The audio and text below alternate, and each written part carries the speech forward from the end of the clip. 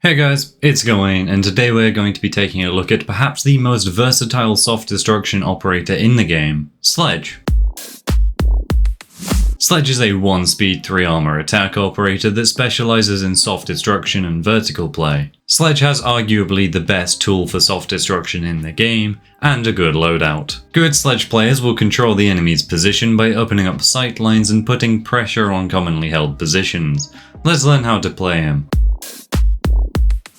Sledge is equipped with his Bonk, of which he gets one that has a durability bar of 25 charges. This is literally just a sledgehammer, hence the character name. The reason I say charges rather than uses is because hitting certain objects consume more durability than others. For example, breaching a soft wall consumes 2 charges, whereas breaching anything else consumes only 1. When Sledge hits a soft wall or floor, he creates a rectangular hole around the area of impact that you can see through. Sledge also has a short wind-up time whilst he gets out and swings the hammer, and has to put the hammer away again, so try not to expose yourself too much when breaching surfaces. Depending on the height of the hole of the soft wall, you will either be able to crouch or vault through the hole. This hammer also acts as an explosive to the game, so anything bulletproof Sledge can get rid of if he gets close enough to it. Everything Sledge's Bonk can breach or break is on screen now. Feel free to pause it and take a look if you need to. Any reinforcements or non-destructible surfaces you hit with this hammer will not break, but will deplete your durability bar by 1 charge. Most of the time whilst playing Sledge, you will get nowhere near to running out of durability unless you go on an absolute mad one and destroy every soft surface in sight. Due to Sledge's gadget being perhaps the most versatile soft destruction gadget in the game, there are a lot of ways to use it.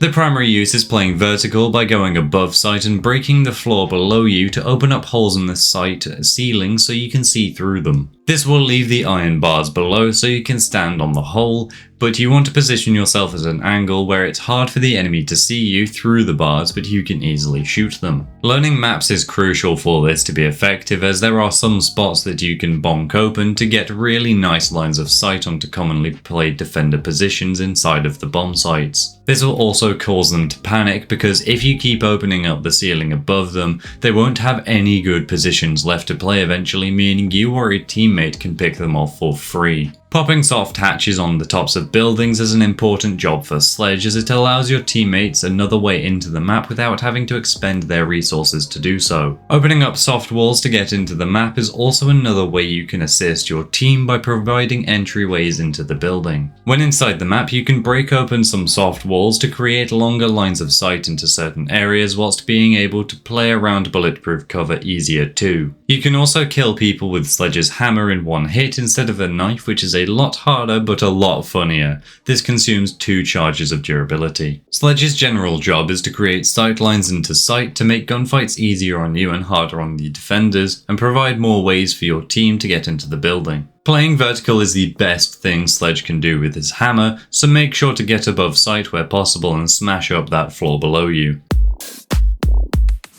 Sledge's primary weapon options are the L85A2 assault rifle and the M590A1 shotgun. His secondary weapon is the P226 Mark 25 handgun, as he has no other options available. I personally run the L85A2 paired with the P226, of course. This is because the L85 is a very reliable assault rifle that packs a punch, has minimal recoil, and has access to the coveted 1.5x scope. Admittedly, this is the only zoomed scope available on Demolition Man, but we'll take it. The fire rate of this gun leaves a little bit to be desired, but everything else about it makes up for that. It's the perfect weapon for when you break open the floor and have someone to shoot immediately after, or when you open up a long sight line and someone peeks you then. The range on this gun alone makes it a must pick for Sledge and his playstyle. As for the M590A1, it's a good shotgun, but it doesn't really work on attack, and it doesn't suit Sledge at all in my opinion. Sure, it's got good damage, a decently fast pump cycle, and can one-tap people from a mile away most of the time, but getting close enough for it to actually be effective is difficult. It also doesn't really work when playing vertical either, because you don't have the range to shoot someone through the floor when they're on the other side of the room to you. The L85 is definitely the better choice for Sledge in his playstyle because of the range that he plays from. The P226 is your ordinary handgun, nothing really special about it, but it gets the job done if you need to swap for it for whatever reason. In terms of secondary gadgets, Sledge gets access to 2 frag grenades, 3 stun grenades, or 2 impact EMP grenades. Everyone who plays Siege knows that the frag grenades are the best secondary weapon in the game, so they are a must pick on any operator that has access to them, especially because there are so few nowadays that do. Whilst Sledge can already clear bulletproof utility with his hammer, he has to get right up next to it to do so. Frag grenades allow Sledge to clear things like deployable shields from afar and get kills he otherwise wouldn't be able to. They synergize with his vertical play too, as you can throw them into sight if you can't quite reach a certain angle with your gun. As for stun grenades, they can be useful but are severely outclassed by the frag grenades and EMPs. You can use them to manipulate the enemy's position even further to get an easy kill, but so can frag grenades, and they do it so much better, so there's literally no point picking flashbangs on Sledge. Impact EMPs are the main contender with frag grenades in terms of their power level, but they still aren't really worth it on Sledge in my opinion. Sledge can simply go above sight, make a hole looking down at whatever mute jammer, cave claw or bandit batteries are sitting on main breach and shoot them out. Pick EMPs if your team really needs them, otherwise just play with the frag grenades because they're so much better. During the drone phase, the best thing for Sledge to do is set up a camera above the site so you can see if anyone comes upstairs to play there in the action phase. Try your best to keep it hidden and don't scan anyone if they come up so they won't know your drone is there. Swap off onto someone else's drone if you notice the defender's brought a solace so she can't find your drone either, and you should be good to go for the action phase. To kick off the action phase, check your drone again when you are up near where you're going to breach into the building so you are prepared for any defenders in that area. If you can, wallbang the defender lurking upstairs or try to throw a nade onto them to hopefully get rid of them. Next, drone about a bit more to make sure it's safe to start opening up the floor and place your drone into a spot watching a corridor leading into the room you're going to play from for you to periodically check. Open up spots that will give you a line of sight onto commonly played positions into sight so you can hopefully open a line of sight directly onto a defender and kill them. If there's a hatch leading into sight and it's open, throw a drone down there to find where the defenders are positioned so you can either grenade that spot or open up the ceiling above it. When the diffuser goes down, open up a hole above it and hold that as best you can. If you aren't attacking a site where vertical play is possible, for example the top floor on literally every map, try your best to open up soft walls in a way that you can make long angles into sight. Use your nades to clear utility and play with your team as best you can. When playing Sledge, take gunfights when you want, but try to swing the advantage in your favour by creating those sight lines that this guide is literally centered around.